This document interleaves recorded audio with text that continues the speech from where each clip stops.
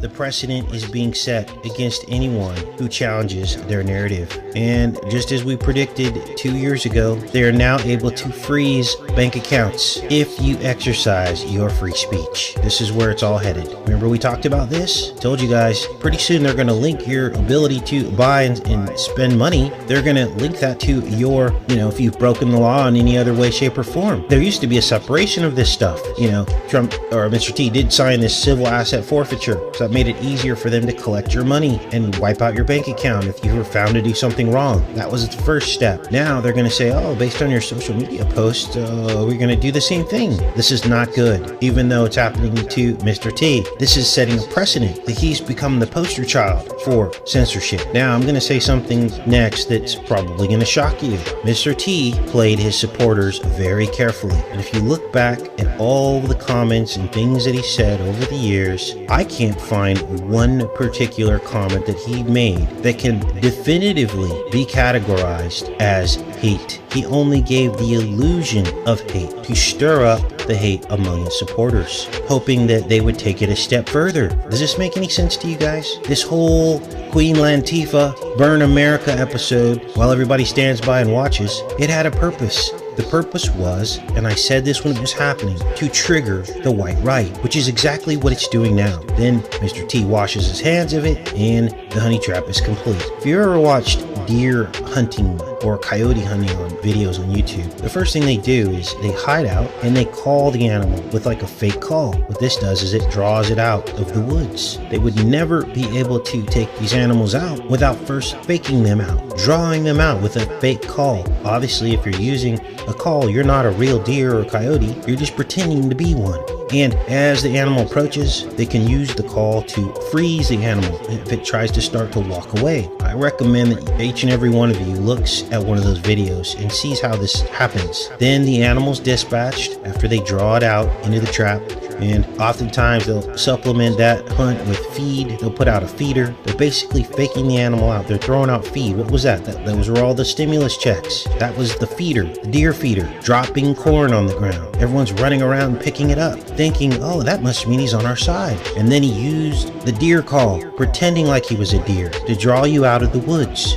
Feelings that whites had about race were finally starting to go away. We came out of the 60s, and in the 70s, there was a little bit of that going on. We were all just starting to live in harmony, see each other as equals, even though they kept trying to stoke the blacks and keep bringing up the past and making them remember it over and over and over again. Like with MLK Day, every time that would roll around, the blacks would get angry. Look, I grew up in a black family and I'm black, so I heard all this. I grew up in this, and they would say, oh, they did him so wrong. When are we ever going to get closure on this? And I believe that was the entire purpose of that holiday. It's so weird how it falls on the inauguration, isn't it? It's almost like this whole thing was set up from decades and decades ago, from the time MLK Day was even originated. And now here we are at a point in history where we've come full circle from the 1960s. We're right back where we started. They're trying to give the illusion of being right back where we started. I don't really believe, even after all of this, after all the stoking that they've done from the right and the left to try to make the races hate each other, it still hasn't worked. So they have to pretend like it's working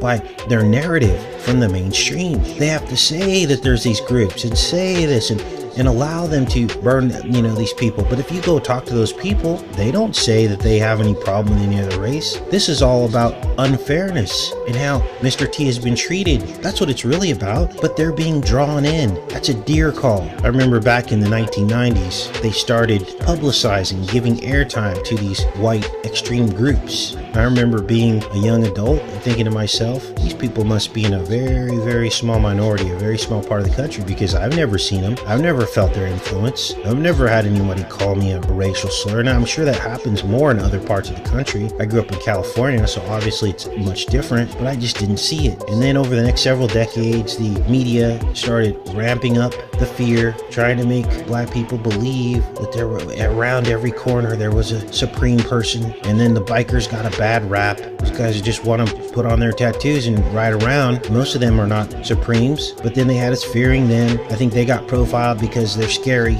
looking, and so they're like, oh, let's just say that they're all. And this is what the media did, putting all this fear in people, stoking the fire. Now, none of what happened is happening in America right now could have happened without 99% of Americans having a TV and a cell phone. None of it could have happened. Do you see how all this is by design? They had to wait until they had already integrated televisions and phones to start to pull this off, because they needed the constant drumbeat of disinfo. And I remember back in the 80s, only like 70% of people had TVs in their homes. Nobody had cell phones. And now here we've become saturated with media, and all that had to be put in place. The higher internet speeds, the networks. Do you see how all of this was put into motion? This is an entire program. It's an entire plot by the right and the left to bring about what they want for this country. And that is complete and total control, rule of law, so that they can pass any unfair laws that they want. And you will have to comply. There will be no way out, because it will be electronically enforced. They'll shut off your bank account. They can do whatever they want. They can force you. They can say, oh, it's now the law to take a VC. What are you going to do about it after this wall is complete? You won't do a dang thing.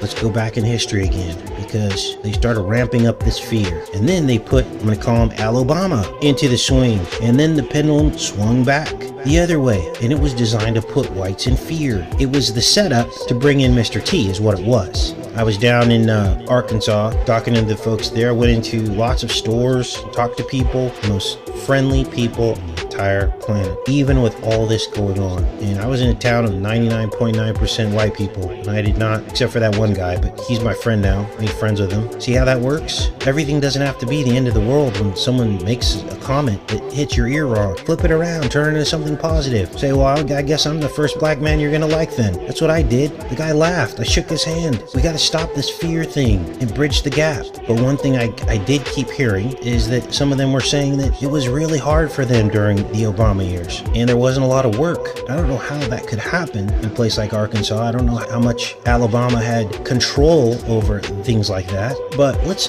break this down, because now I'm going to say something that's probably going to shock you even more. Alabama didn't do anything for black people. The things that he said he was going to do, I disagreed with, even being a black man, because all that it does is keep digging up the past. His sole purpose was a bird call, no different than Mr. T, to drum up fear, to threaten to pay blacks back for slavery, and to threaten retribution for blacks without ever quite saying it. He just threatened retribution and to acknowledge all this anger. But what did he actually do? It was all psychological. Now, you can argue that Alabama brought us political correctness and lowered morals in America, and I will agree to you in part, but this was already happening under the president before him, President B. Remember all that outrage there was for, we're going to call them Muslims. They were being profiled, and I'm not saying that as derogatory. I'm trying to code what I'm saying. And when you talk about morals, Alabama didn't need help with the loosening of the morals in America. He already had the mainstream media and Hollywood at his back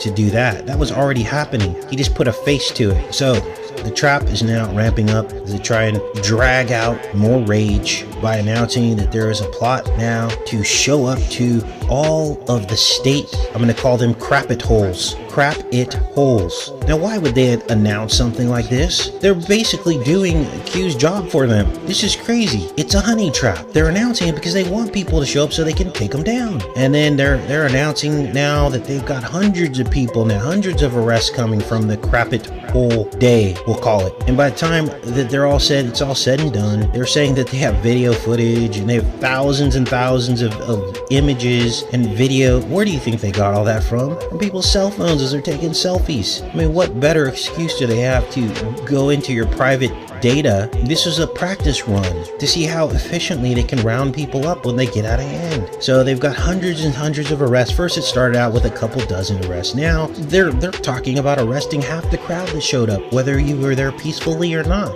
Your sign could have said something that they didn't like, and they're going to round you up and put you behind bars. They'll say that's insightful. That's considered hate. If your sign said H should be in jail, they could arrest you for that. I mean, where does this stop? If they can say that Mr. T's words were enough to put him in jail and impeach him, simple words, which I just demonstrated to you, no words that he ever really said could really be construed to say, it's all the illusion of it. It's all like a suggestion, subliminal suggestion of hate. So if they can arrest him, impeach him for that, well then your little sign that you made, and even though you're a peaceful protester and only was outside, if your sign said something like arrest them all, guess what? You're gonna go to jail too.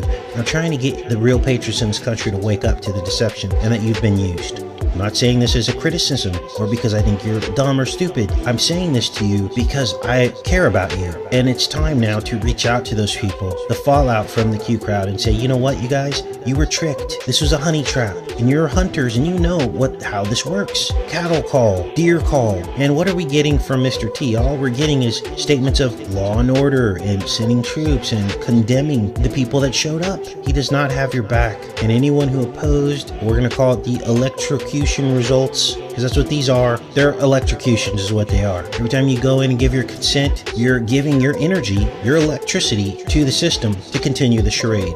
And of course, Mr. T is doing one thing and saying another. So the book burning has begun. They are now deplatforming at will, and only those of us who have managed to stay under the radar will survive. Most of the channels you've grown to love will be gone after this is all said and done. I guarantee it. And we will have learned a lesson.